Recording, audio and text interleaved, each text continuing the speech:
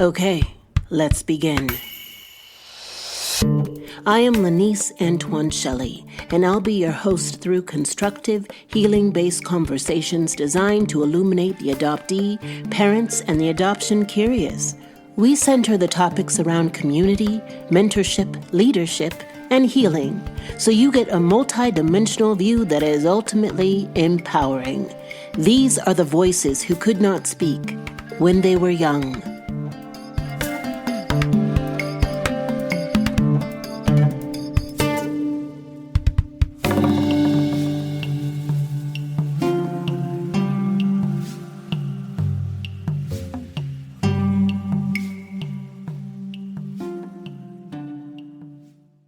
Hey y'all, if you've seen me on Instagram, I'm in my summer glow phase and I am unapologetic about it. My hair is luscious. Fun fact, I didn't start properly treating and doing my own hair until I was a grown adult because like many Black adoptees, no one showed me how to do my own hair. And because I love you all so much, I'm going to share with you my hair secret.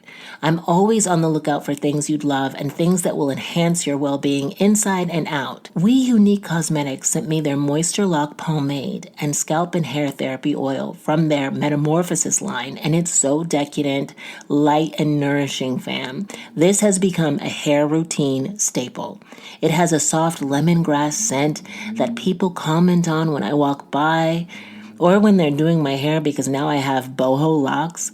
They also sent me a 15% discount link for you to try their products and hair tutorial service. And Unique Cosmetics is Black owned and operated by a mother and daughter duo dedicated to helping the adoptee community. Check out the link in the show notes. And this is for all ages, fam. So tell your friends. So come on, embark on a hair-loving journey with We Unique World. From interactive workshops to premium products, they're all about empowering you to embrace your unique hair journey. Because remember, all hair is good hair, especially when it's healthy. Now, I just made this episode by the skin of my chinny chin chin. I'm still learning how to keep up with the demands of this podcast life, and apparently time management is a real thing.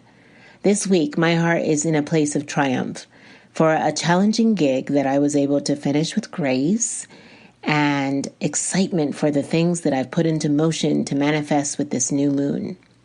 Now, this podcast is broken up into 3 parts: conversations with adoptees, conversations with experts, and conversations with adoptive parents. Today, we have another adoptee. But what I do is, in the spirit of uplifting and illuminating adoption-centric material, we don't just outright discuss our adoption stories. We anchor the dialogue in a topic. In this case, it's poetry. And through the unpacking of their work, we reveal their stories. There is so many layers to us, and adoption is just one. For today, let's talk about sisterhood. There is nothing like the laughter of a kindred spirit, sister friend, or feminine bestie. I found that when I vibe with someone instantaneously, it's such a giddy feeling. Those connections are precious and rare and need to be held sacred. Maybe it's because I was raised by a gaggle of women, I don't know. But identifying when you found a good one can change your life. This is how I feel about my guest today. She was the powerhouse poet who opened the panel series with an incredible piece on adoption. She since appeared on 3 out of 4 panels. She founded FIST, Fighting Injustice, Standing Together, a nonprofit organization that works to transform incarcerated women and returning citizens into leaders with a voice. She is an adoptee who calls herself Diabolically Haitian. Please welcome my sister in solidarity, Schai Belair-Toussaint Schairer. Good, I'm good. How you doing? I'm well. So great to see you. Good to see you too. I was just looking over your poem that you sent again, and at the end of this, I'd love for you to perform it. Okay. I know Juliana and I so appreciated your contribution for the panel series, and you were on 2 of the panels, the first and the last, and you did poetry for both of those panels, and everyone just raved about just how poignant, how powerful, how relevant your work is, and I'm so excited to have you here to discuss one of your pieces. And this piece you did for the very first panel, and you opened us with this piece. And I've been looking over it, and I am just like astounded by how much of a wordsmith you are. And let's dissect it, shall we? All right, let's go. Yeah, let's go. But first of all, like, when did you start writing? When did you know that you were a poet? I think high school.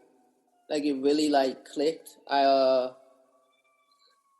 had to do, like, my social studies teacher gave us an assignment researching some people in the civil rights movement. And we had to make, like, a presentation, like a report. And part of my report, like, I wrote a poem. And I made, like, this whole poster board. And I wrote a poem about the people I'd researched. And I performed it. And, like, I never really, like, I was always, like, this kid, like, I had, like, anger issues. And so nobody really got me, right? And they can never, like, figure me out. And then I did this poem, and, like, all my teachers just, like, stopped. And I was like, whoa, Schai, like, I didn't know you could, like, I didn't know you had that in you. And I was just like, yeah, whatever. And then, they, like, went, like, there were, like, 3 teachers in the room, and then, like, they all went, like, next door, like, to get other teachers and told them to come in. And, like, do that again. And so I did it again, and everybody was just, like, astounded. And, like, my social studies teacher, like, kept that poem, and kept the whole presentation, and, like, and used it as a template for, like, his assignments for the rest of the time he was teaching at that school. And so, like, from there I was like, okay, well, like, people listen. They don't, like, it's hard for me to communicate when I'm, like, really upset and just need to, like, get my words across. But when I sit down and I write and, like, I step up to the mic, people really listen. And even if, like, what I have to say is hard, they hear it and it makes them sit back and think. So then, like, I just started writing. And first, I considered myself a rapper, but then, like, it just turned into poetry, and I don't even know how it turned into poetry. It just kind of did, and yeah. Well, spoken word lives in that liminal space between rap and poetry, right? Mm-hmm. I used to be a spoken word artist in undergrad, and I used to perform. And nice. I remember one particular evening when we were hosting Verbal Tea, the open mic that we had in Seattle. Are you familiar with Saul Williams? Yeah, it sounds really familiar. Yeah, he's a prolific poet, slam poet, and he went before me. Wow. So, yeah, there's a really great documentary or movie called Slam, and the movie is about slam poetry and him basically. Yeah, he is the father of slam poetry. Yeah. And he did a poem before me, and then I had to go. I was like, why me? Yeah. No, I know that feeling. Yeah. Were there any poets that you were influenced by growing up that inspired you? Honestly, no, not really. I would, like, there were some rappers, like, I was always, like, a really big Eminem fan. Like, I really loved his, like, wordplay and everything like that. Like, my teacher started, like, giving me lyricists to listen to, and so I was like Tupac. I was always like a really big Tupac fan. He's a poet. He was a poet. Yeah. And so, yeah, I think it was, like, really Eminem and Tupac, who were kind of like my go-to people. And I kind of just, like, started studying them and, like, really, like, listening to their wordplay and, like, their metaphors and stuff like that. But, like, no actual, like, poets, not until, like, later on in my journey. Then I started, like, all right, then I started learning more about Maya Angelou and like her story, and Nikki Giovanni and her story, but that came along with maturity and really understanding what poetry truly is and was, because I was really just doing it for fun and just like really to just express myself, not to be like this professional artist. Yeah, so I was really like my starting artists were Eminem and Tupac. Oh, wow. I love that. Are you familiar with Audre Lorde? No. Oh my gosh, you have to look Audre Lorde up, because Audre Lorde was an American writer, feminist, womanist, civil rights activist, and a queer person who had some amazing work produced. And one of my favorite quotes is by Audre Lorde. Let me see if I can pull it up. When I dare to be powerful, to use my strength in the service of my vision, then it becomes less and less important whether I am afraid.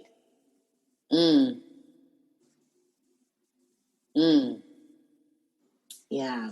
Read that again. When I dare to be powerful, to use my strength in the service of my vision, then it becomes less and less important whether I am afraid. Wow, I love that. Yeah. Yeah, I love that one. That's good. Yeah, that's one of my favorites. I'm like, absolutely, because I'm all about finding courage, being brave in the face of so many just challenges that we have every day. And especially as like adoptees who have these inherent challenges. Yeah. What are the outlets that we are using to heal ourselves? And I think poetry is a great vehicle for healing. Oh, absolutely. And I love poetry. Yeah. And I love Nikki Giovanni and all of them as well. And Pablo Neruda was one for me. When I first read I'd Like for You to Be Still, I stopped writing for like 10 years because I'm like, there's no way I can encapsulate the language the way he does. Yeah. One of my favorite lines from his work is, I want to do to you what the spring does to cherry trees. Wow. I just dropped the mic right there, right? Wow. Yeah. I want to do to you what the spring does to cherry That's trees. beautiful. Okay, well. That's beautiful. When do we begin? Yeah. So with your piece, what is your piece called again? It doesn't really have a name. I just call it intro piece. Okay. It's just me introducing myself. And you start off, I come from dirt cookies and sugar canes, earthquakes and hurricanes, silent pains, ain't no change, but they pray for it. What do you mean by dirt cookies? So after the earthquake, like I started doing like a lot of research, and there was this one, and like I saw this one video on YouTube about how people who lived in like kind of like this, what we consider the slums of Haiti, were surviving off of dirt cookies, where they would take like flour, dirt, and water and mix them up and kind of bake them in the sun and eat them. And I was just like those are my people. I don't care what they're eating, like that's me. And so like that's where I come from, you know what I mean? Like, and I own it. Like, I don't think there's nothing to be ashamed of when it comes to that, because that's survival, and I think it's beautiful.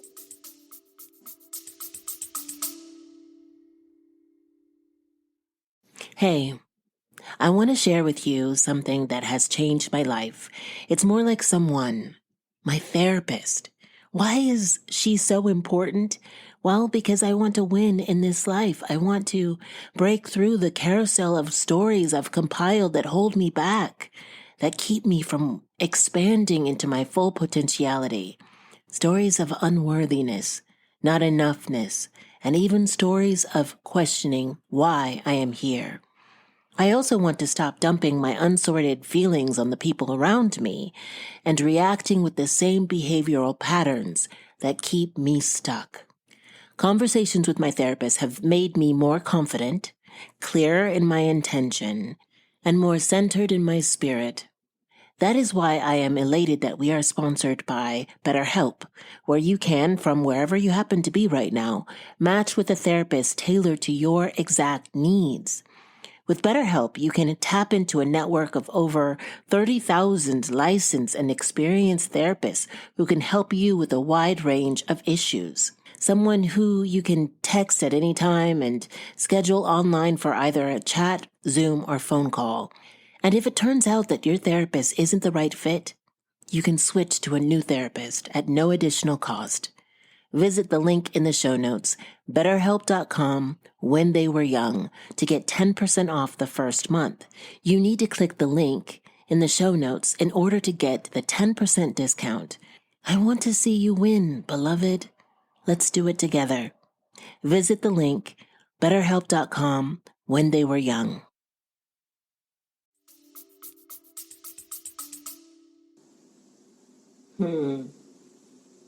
I've got that black coal melanin with blood in my veins from the first independent, but blood don't know me, so water has always been thicker. Mm-hmm. Wow, that one really pierced me through. Water has always been thicker. Yeah. Is that a reference to adoption? Yeah. So you know the whole term, blood is thicker than water? Yes. So I took it and I kind of flipped it, right? Yeah. Because at that time, like this was before like this is before Manny found me. I didn't know blood, and so to me, like me and my brother, Bug, my little brother Jason, we're thick as thieves. But there's no blood exchange between us. And so to me, water has always been thicker. And I've seen some of my friends with their relationships with their like blood family members, and they do horrible things to each other. And so to me, like blood, and now it's even heavier now because like I see Manny and I see Jason, and there's really no difference. I like they say blood's thicker than water, but I can't tell the difference now. And so that's what I meant by that.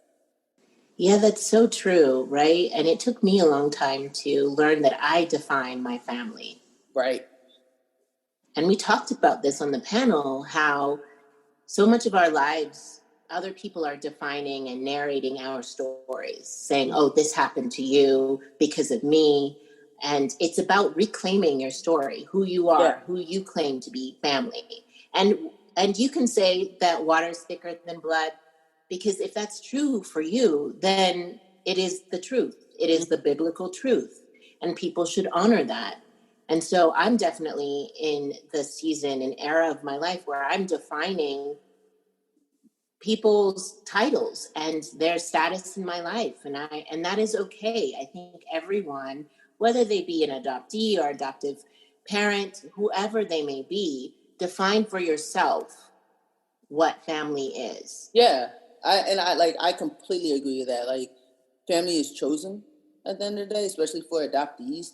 And it's also like, I don't think a lot of people understand how powerful water actually is. And like at the end of the day, like water will wash away blood. And so like when I really think about like how powerful water actually is, like like it will hydrate you, and it can drown you, it can keep you afloat. Like it's so powerful. And when you really look at that, like I would almost always pick water over blood. So that's like one of my favorite lines on the poem. And it's always been an emotional trigger. Black mother gave me up with nothing but a fingerprint. I'm sure she felt as if it were heaven sent. But now every woman's hand I hold, I evaluate their finger to see if their print matches hers. And yet I grew up in a country that doesn't respect the nation which birthed me.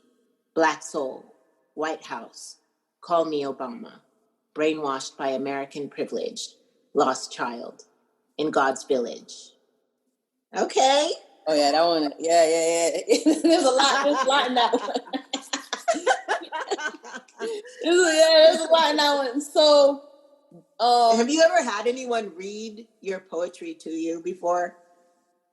Well, like when I do my classes in the prison, because I teach in the prison, like we've dissected this piece, and they are always like, "Oh my gosh, Schai, what does that mean? Or what does that mean? What were you thinking?" So like we've done that, but it hasn't been like this.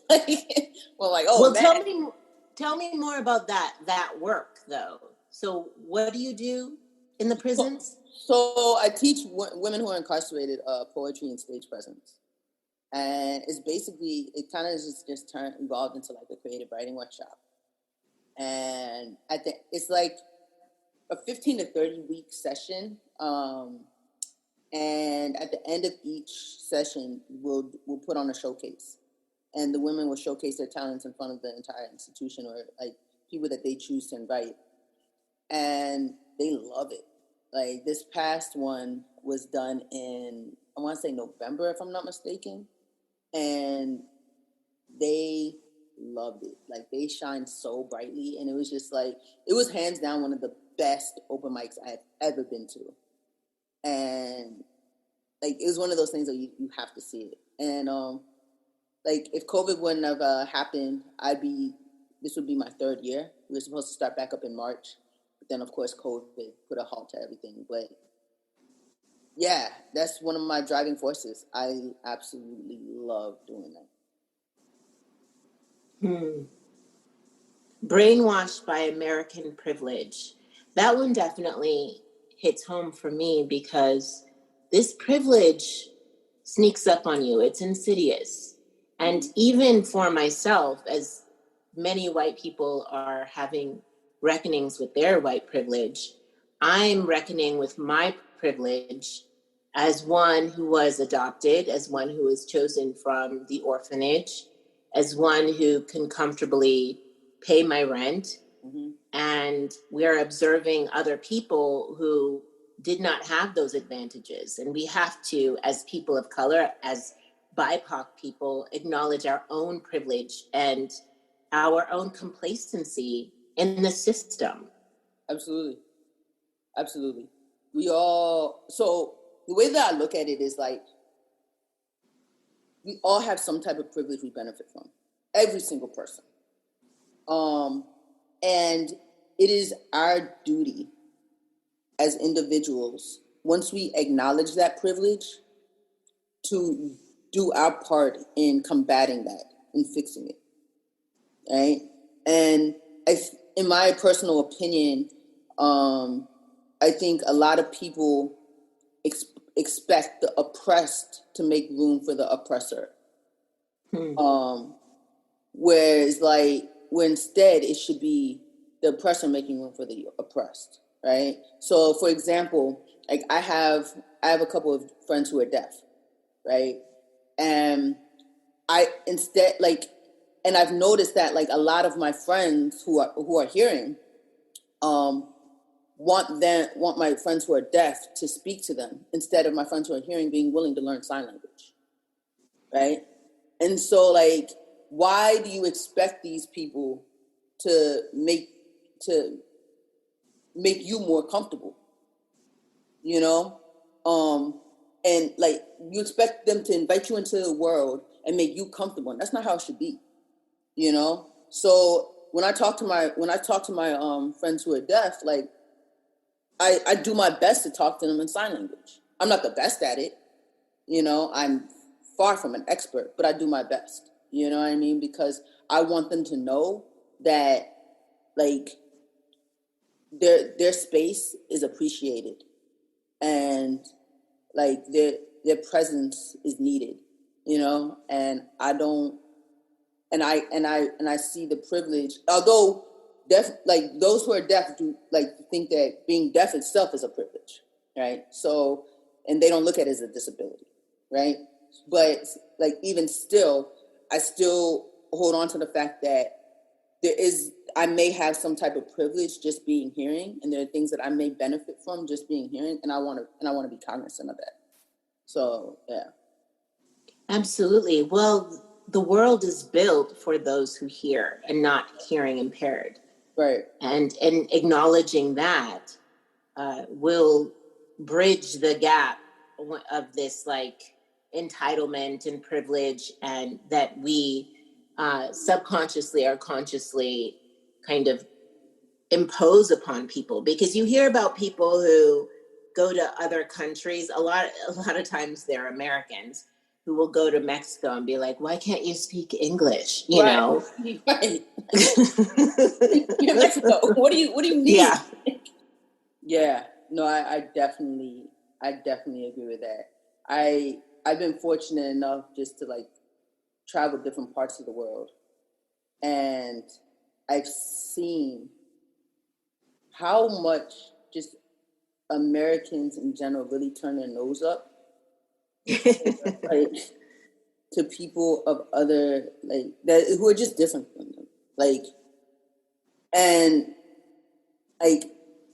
I love celebrating differences and like uniqueness, and I think like it's what makes people beautiful. No matter what it is about you, like whatever makes you stand out. I think that's beautiful. Like Manny and I, we argue.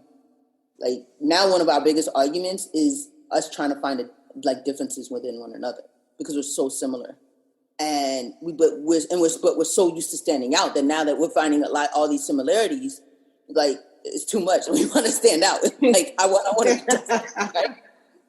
And so it's like, but yeah, I think like differences need to be celebrated so much more than they actually are, and I think Americans have just become so accustomed to just everybody acclimating to them. Mm-hmm, mm-hmm. You know, it's just like, no, that's not how it should be. No, and that's not how it is, right? You go to other parts of the world and people really acknowledge other people's differences. And I think that harkens back to another conversation we had on the panel where we want to celebrate the adoptees' uniqueness. We don't want to cover it up. We don't want to ignore it or act like it doesn't exist. They are possibly of a different hue than you. Celebrate that. Don't ignore it. Don't try to push it under the rug. Don't try to plop adoptees in a predominantly white neighborhood and think no one's going to notice. Everyone notices. The adoptee knows. You know. Yeah. Everyone knows. So why not just address the elephant in the room and address it in a positive way? I agree with that. I think like a lot of adoptive parents, like they get I feel like a lot of adoptive parents like adopt these kids or adopt us, but they don't think far enough ahead and trying to understand like the obstacles that they may face and that their child may face. You know, they kind of think that like, oh, I'm gonna adopt this child, and yeah, we're gonna have issues. Like every family has issues, but it's hard to really take in the magnitude of what is actually gonna happen and the impact like being separated from their first family is going to have on their development and just like their growth as an individual, you know? And and it's no fault to anybody. You know what I mean? It's just kind of like I think now that we have all these different tools, like one of the things I always tell adoptive parents now, all these different tools is to really educate yourself, you know? Like the tools are out here now. Like when I was adopted, like the tools weren't here, so my mom couldn't do much, you know. I do believe that had the tools been here, she would have done everything in her power, but they weren't here. But now that they are here, like it's the duty of the adoptive parent to really, really do their research and learn as much as possible, and not putting that burden on other adoptees to educate you, because that's not our job. You know what I mean? Unless you're going to pay us. But like... But that's in addition to allowance. Right. But like, I think that they kind of like jump into these things like, oh, I just want a kid, or I want to say whatever their idea is, and not understanding how deep the water actually is. So they're just diving in. And oftentimes they forget how to swim. And then life happens and they just start drowning. Yeah. Black face of white privilege, while living a black lie, still craving black love. But black love don't love me. People say their mother gave them life. White mother saved me, mine. Yours gave you a heart. Mine gave me a spine. It's sort of like turning water into wine. One quenches your thirst, the other so divine. Yeah. Yeah, that's another one of my favorites. I love your face. It's almost like you don't believe that came from you. I know. I'm like, dang, shot.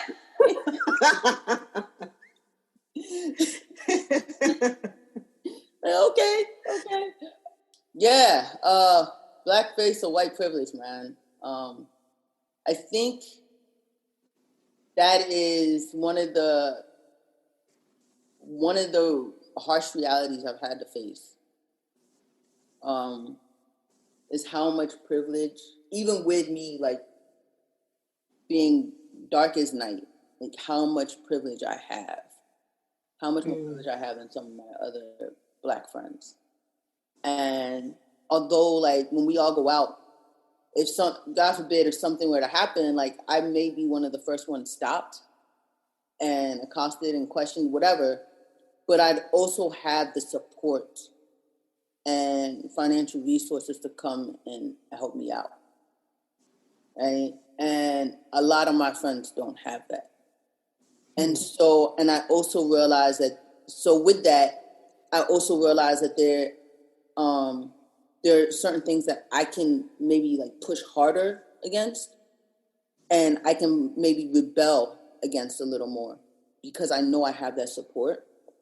And so like, for example, like with these adoptee panels and like just talking to like white people in general, like I have noticed that for the most part, they listen to me more than I think they would listen to some of my other friends. And I actually don't think it's anything intentional, you know? I think once they know that, it's almost like I'm the safe Black person, you know? Like, like, oh, we can talk to her because she still grew up around white people, so she's still safe, you know? Whereas my friends, not necessarily. They would still be considered a threat, you know? And so, like, it's another burden, but it's also, like, it's such a privilege to be able to use that, you know? Yeah. Who's Susan Belair? So she is actually one of the Haitian revolutionaries, one of the forgotten Haitian revolutionaries. Yeah. Okay. So, I actually have her tatted on my arm. Oh, really? Yeah. And she, like, her and her husband, ended up being executed. But like before the execution, her husband was crying, and she was like, "To die for freedom is to die with glory. Like, take your execution like a man." And they wanted to hang her, but she was like, "No, like I'm gonna die like a man. I'm gonna die by firing squad." And so they shot her, and I just love that. Like, that's so powerful because, like, one, she's not really talked about when you talk about the Haitian Revolutionary, right? No. You know what I mean? But you don't hear about the women who played a pivotal role. And that just goes to show, like, how much, like, Black women are forgotten. Well, women in general have been omitted from history, right? And I also love that quote, "Behind every great man, there's a woman rolling her eyes." Yep. And it's so true. You know, and it's just like, I just think that, and that even goes to like with like our like first moms, like my birth mom, like if it weren't for her, my adopted mom would not have me. You know what I mean? And so it's like it took her birthing me and going through that, and during those 9 months of pregnancy, in not in like conditions that were not pristine, you know, and then having the hardship and the agony of giving your child up and placing them up for adoption in hopes of a better life, and then my adopted mom being able to benefit from that, and by loving me and like raising me and things of that nature. But it still took like a Black woman, and there's so like I think that there's so much within that. Wow. If she only knew the woman I turned out to be, she probably would have never let me go. Yeah. I mean, I miss my birth mom every day. How old were you when you were adopted? A year and 2 months. And so apparently I spent like 2 months in the orphanage. But I was with my family for a year beforehand. And we came from the same orphanage, yes? Mm-hmm. Rainbow of Love? Yeah. And so yeah. But like, I think about who I've turned, like the woman I've turned into be, and like, I'm doing all this like amazing stuff. Like, I really kind of defied the odds. I think all adoptees in general kind of defy odds, you know? And I'm just like, if she knew who I was now, if she saw me now, like, would she be proud? And I like to think that she would be, you know? And if she could go back and do it over, she probably wouldn't have let me go, you know? Because, like, she'd probably want all this credit to herself.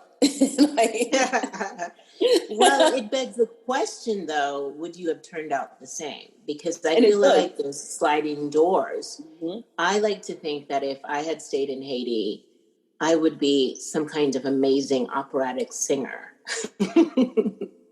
And because singing is something that's an Achilles heel for me, mm-hmm. as a performer and as a classically trained actor. People expect you to like belt like Jennifer Hudson, and I don't belt.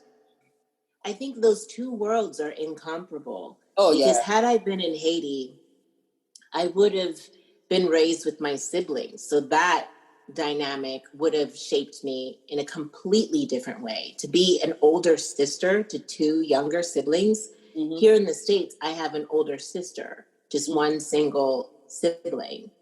And then growing up with a father, well, my father passed when I was 8, but being exposed to him more, being exposed to my uncles, I had 10 aunts and uncles from my grandmother.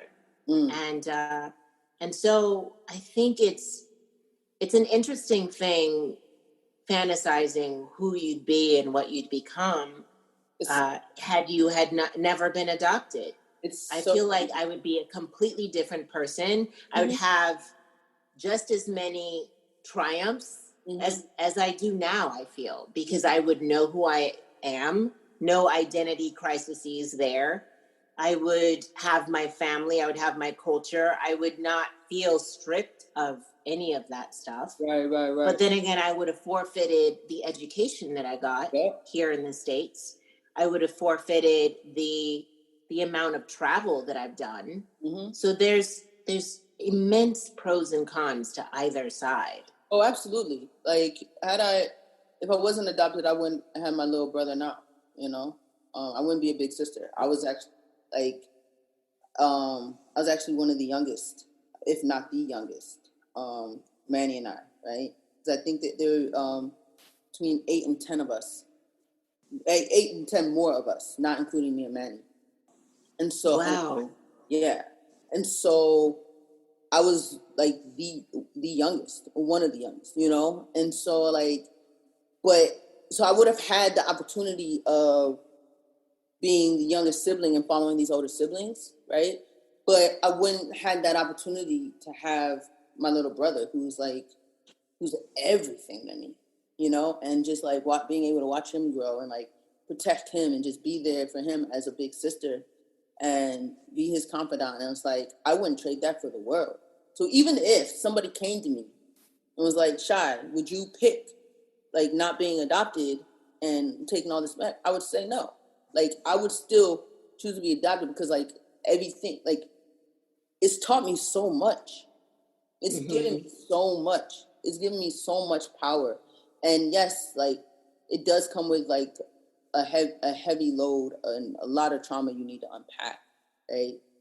But even with that said, like, it's so beautiful, you know? And like every single time, like, I hit a roadblock and I'm like, oh man, like, that's a trigger. Like, I need to peel through that.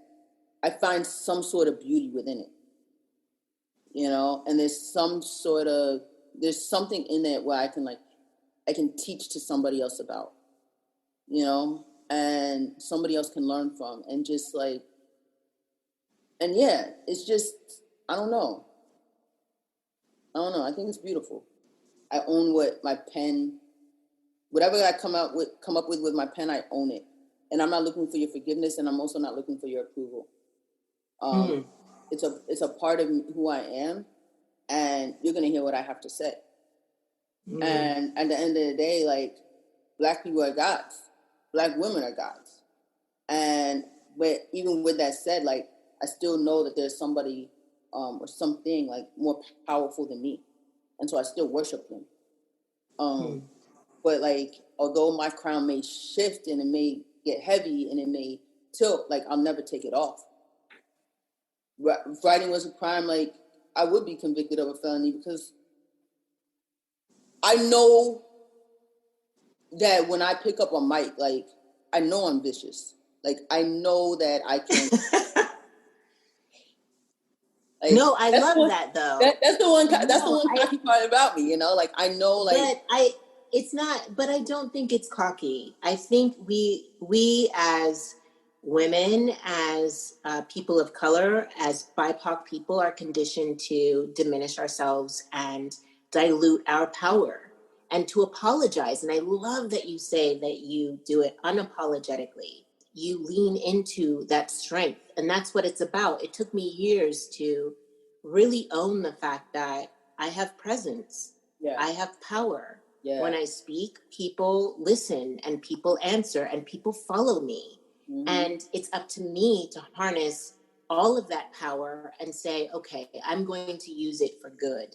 I'm going to craft a life that can be emulated, that can be aspired to, you know, and craft an existence that matters, that makes an impact. Yeah. And so you, in your power, in your clarity, in your talent, have crafted a life creating impact. And that I don't think you should be bashful about at all. Like, owning it, right? And it's not about conceit. It's about the biblical truth of you being fierce. Thank you. Appreciate it. Because I love that line. I love that line. And I think honoring the goddess, God, the Gaia, the whatever it is, the energy, the prana inside of us, honoring that, tapping into it and unleashing it in such a way that we create an indelible impact on this earth. And that's what it's about. Yeah, no, I fully agree with that. I fully agree with that. And I love how you mention your resilience in this. Force me to wake up, dust off my mic, grab a new pen. Now this space I take up, snatching wigs and taking names as if I'm owed my reparations. I'm not preaching to the choir. I'm confronting the whole congregation. Taking that L was the perfect motivation. I'm after one thing, and it ain't about wealth. Allow me to reintroduce myself. My name is, what's your name, Schai? Schai Belair-Toussaint Schairer. Go on then. Yes. Go on. So I think like every artist, we just have those moments where it's hard for us to create. Yeah. And like we have those dry moments, you know? And there was a time where I think I went maybe like 2 years without creating. I just couldn't do it. And this piece itself was actually like one of my comeback pieces. And like I came, like it was like this new energy that I had.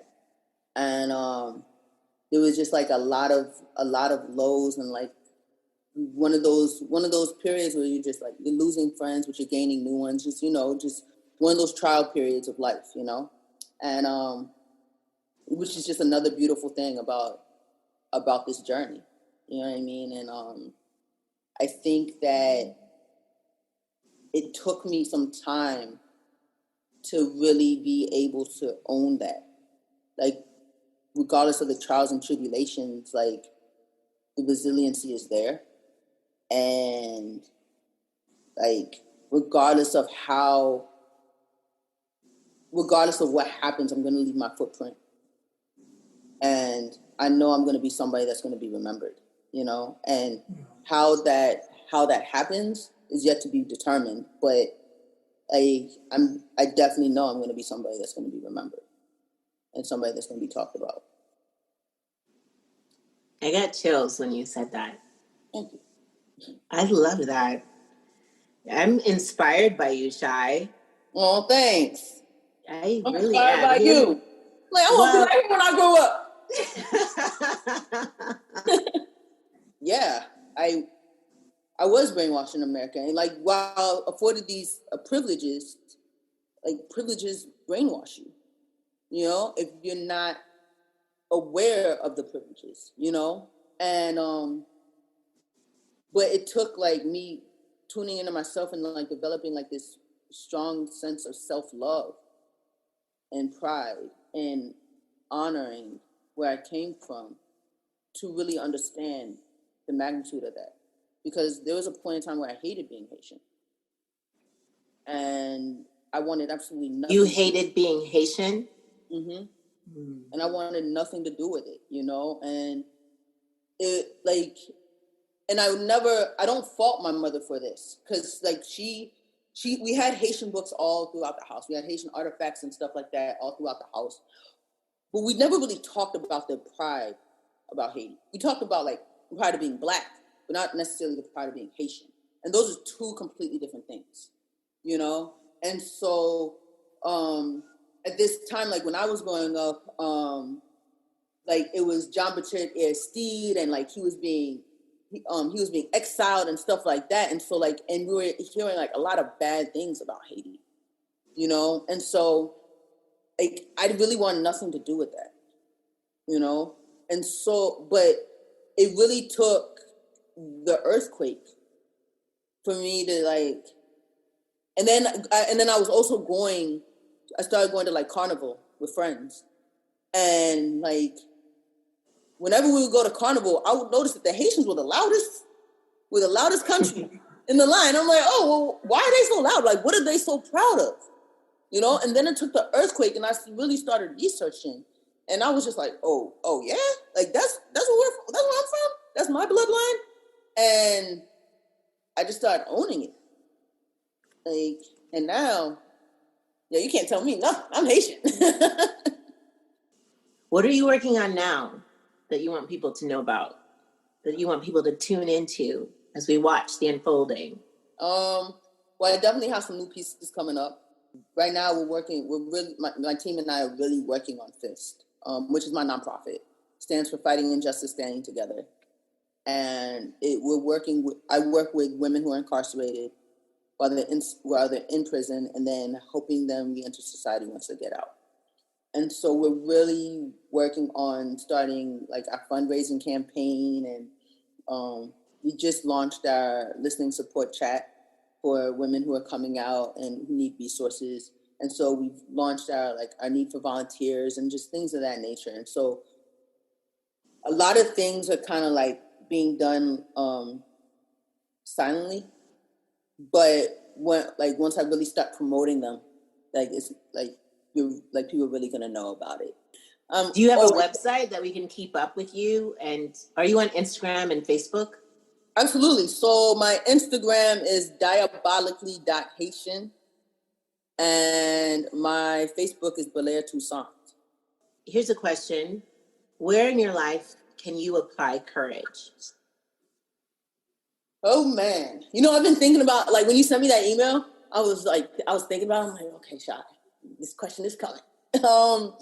So like I said earlier, you know, like we all have that duty of recognizing our privilege, right? And I think that for me, courage it's twofold, right? Sometimes courage is just like waking up or going to bed every day and like, look, I'm gonna try again tomorrow, and then getting up and trying again. You know, whether you had a hard day or not, whatever, just waking up and like trying again, you know? And then there's also the courage of speaking up for those who can't necessarily speak up for themselves, and defending those who can't necessarily defend themselves. And that doesn't necessarily mean be their voice, because like people have their voice, right? But it means like supplying that platform for their voices to be amplified, you know? And so I think that for me personally, that's how I want to be seen in life. Like, I never want to take away somebody's voice, but I always want to give them, I always want to have the courage to give other people the courage that they didn't know that they had, you know? And like, use that voice, you know? Like, we all have a powerful voice, use it, you know? So if I, like, and that means like I'm backstage and I'm your biggest hype man, and that's what it is, you know? And so that's what, when I look at courage, that's what I look at. I love that. And so, okay, well, I want to hear this poem. Yeah, let's do it. Want to hear now? Yeah, let's do it. All right, let's go. I come from dirt, cookies, and sugar canes, earthquakes and hurricanes. Silent pains, ain't no change, but they pray for it. Scraping change to move forward. I've got that black coal melanin with blood in my veins from the first independent, but blood don't know me. So water has always been thicker, and it's always been an emotional trigger. Black mother gave me up with nothing but a fingerprint. I'm sure she felt as if it was heaven sent. But now every woman's hand I hold, I evaluate their finger to see if their print matches hers. And yet I grew up in a country that doesn't respect the nation which birthed me. Black soul, White House, call me Obama. Brainwashed by American privilege. Lost child in God's village. Black face of white privilege. Living a black life, still craving black love don't love me. People say their mother gave them life. White mother saved mine. Yours gave you a heart, mine gave me a spine. It's sort of like turning water into wine. One quenched your thirst, the other soul divine. If black mother met me, she would think she met Schai Belair in the flesh. A forgotten history lesson. If she only knew the woman I turned out to be, she probably would have never let me go. Because I drop bombs, both lyrically and phonetically. There's a rumor going around screaming, I'm the next prophecy. Steady worshiping God, but still living as if I am one. I land amongst stars, now I'm blessing my kingdom. Watch out for me, because I'm mapping out a legacy. If writing was a crime, I'd be convicted of a felony. I'm a criminal lyrically, I'm not looking for clemency. Got an inkling in my body, and it feels like they're hating me. Got a knife in my back, and they did it so blatantly. They want me to quit, and they're just waiting so patiently. Subliminal haters. Force me to wake up, dust off my mic, grab a new pen, now there's space I take up. Snatching wigs and taking names as if I'm owed my reparations. I'm not preaching to the choir, I'm confronting the whole congregation. Taking that L was a perfect motivation. I'm after one thing, and it ain't about wealth. Allow me to reintroduce myself. My name is Schai Belair-Toussaint Schairer. Got an inkling in my bones, and it's lifting me high. I had living my purpose, and I'm here to inspire. Ain't no reason to hate. I'm someone to admire. Because I'm rooted in Africa, produced in Haiti, brainwashed in America, but self-pride saved me. Mama thought she was raising Stacey Dash. She got Ida B. Thought my brother would be Ben Carson. He's more like Huey P. Cut the two of us open. We bleed that red, black, and green African roots forever instilled into me. Don't know my family history, but you can check my pedigree and read up on my nation.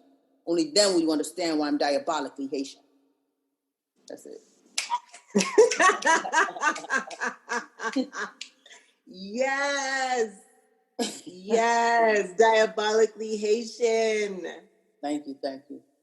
Thank you. Yes. I bend the knee. I bend the knee to you. Oh, man. No, thank you. Thank you. Here are my reflections from my conversation with Schai. 1. What is your choice of self-expression? And how are you using it to create maximum impact on the world? This doesn't have to be a grand gesture. It can be buying someone in need groceries or simply actively listening when someone is in distress. We cannot underestimate the power of listening. 2. Be radical in your resilience. There will always be times where we want to claim defeat. But as Audre Lorde stated, when I dare to be powerful, to use my strength in the service of my vision, it becomes less and less important whether I am afraid. 3. Take pride in where you come from. And that goes for all of us, every single one of us. Haiti has been usurped of its resources over and over again for hundreds of years. But there is still so much joy, strength to be mined. Okay then, you can connect to Schai and myself on Instagram or Facebook, and I've included her website in the show notes below. Another beautiful episode. Thank you so much for listening, and thank you to my guest today. If you liked this episode, the best way to support me and this work is to write an iTunes review, a 5-star review. This helps us reach the top of searches and helps more people to find us. And if you personally want to connect, please reach out on Instagram or Facebook. And I have some great resource material on my website at laniceantoineshelley.com. So go on over there too. Until next we meet, go gently and have courage, my love.